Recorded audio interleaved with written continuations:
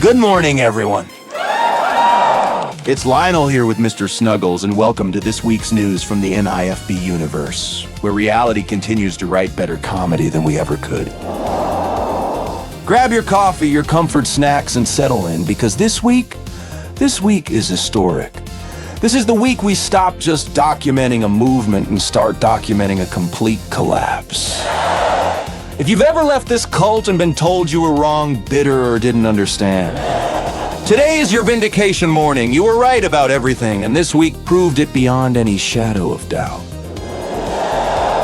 Let's get into it. First up, Steven Anderson gave us all a grand tour of his new church in downtown Phoenix. And folks, when I say he's trying to convince the world that moving to the worst part of Phoenix into a former prosperity gospel building is an upgrade, I mean, he really tried.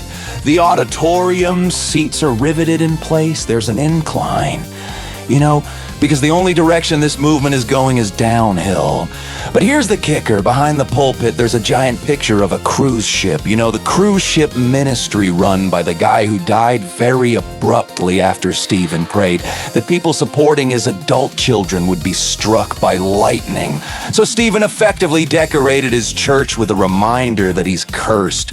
Brilliant branding move there, buddy. And then there's the mysterious prophet's bedroom with a shower in it that he wouldn't show on camera. He casually mentioned that we could take showers there after jogging in the neighborhood, which again is in the most dangerous part of Phoenix, folks. We strongly discourage anyone from sharing a towel with their pastor in this shower. Just don't. Next news, the COVID admission. In a stunning display of I can admit when I'm wrong, Stephen admitted he was wrong about COVID. Now that absolutely nobody cares anymore. This was clearly a strategic move to prove to his critics that he can't admit fault. Except he chose the one thing that's completely relevant now and cost him nothing to concede. It's like apologizing for being wrong about the weather. 3 years ago, stunning bravery, Stephen, truly. Next up, a classic NIFB moment. One of their courageous members decided to threaten a woman online, boasting about having been a gangster in his past. Problem? Babyface zero credibility. And the victim, she wasn't scared, she was laughing so hard she shared the screenshots so we could all laugh with her. We can't show the full screenshots here due to YouTube regulations, but head over to the NIFB Archive Facebook group for the uncensored images. Trust me, it's worth it, comedy gold. This week also featured the annual missions conference at Faithful Word, where they boast about suspiciously high soul-winning numbers while disguising actual vacations as missions for the Lord. We're talking cruise ships, unlimited buffets, the whole 9 yards. And in a move surprised absolutely no one, Chris Segura was a guest preacher. For those who don't know, Chris Segura is married to a convicted pedophile. The NIFB works very hard to conceal this fact.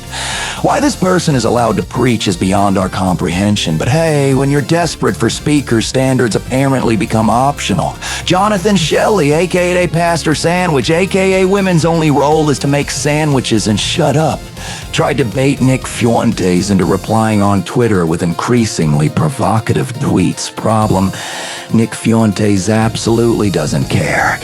Nobody gives credibility to the NIFB anymore, and Jonathan Shelley just accidentally proved how utterly irrelevant both he and the movement have become, watching him try desperately to get attention from someone who won't even acknowledge his existence. That's the sound of a movement gasping for relevance. And now, the big one, the moment that will go down in NIFB history as Event Zero.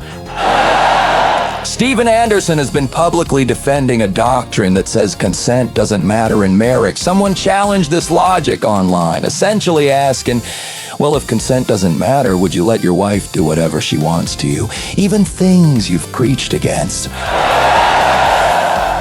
Instead of ignoring it, denying it, or calling it inappropriate, Steven responded publicly from his verified account. He said, and I'm only going to reference this once because it crosses into extremely disturbing territory. He said his wife could do whatever she wants to him, and he added, LOL for effect. He genuinely thought he had owned the libs. But here's what actually happened. He admitted to a reversal of roles that contradicts 20 years of preaching about masculinity, headship, authority, in Romans 1. The entire cult was built on condemning certain behaviors. And the leader just publicly admitted to exactly that behavior by his own theological standards. This is Event Zero. There's a before and an after. Anyone who left this cult has now been proven right beyond any doubt. There's no recovering from this level of hypocrisy. There's no erasing this tweet. The brand? Destroyed by Steven himself. We didn't need to do anything. We just had to wait. In response to Event Zero, Steven's adult son, John, said, "Ha ha ha! What the I'm dead!" Us too, John. Us too.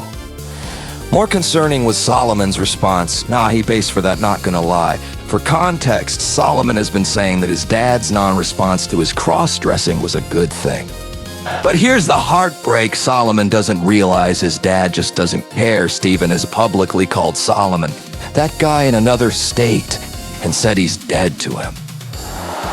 This isn't love, this isn't acceptance, this is a heartbreaking example of the psychological control this movement exerts, where even family members who've left are still seeking approval from someone who has nothing but contempt for them. Solomon, buddy, you deserve so much better than crumbs from someone who disowned you.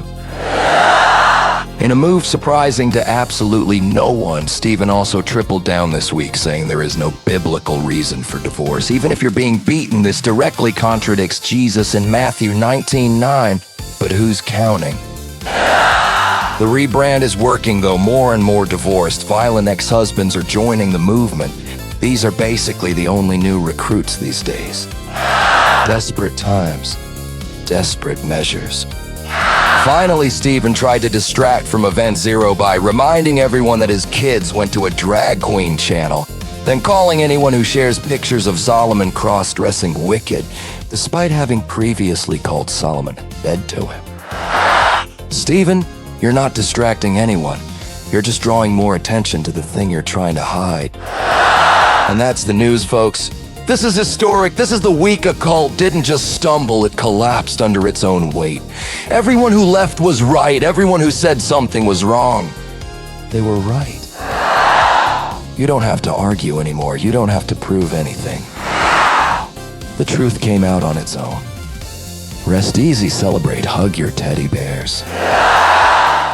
This is Lionel and Mr. Snuggles reminding you, you were always right. Have a beautiful rest of your morning, America. See you next Saturday at 7:30 a.m.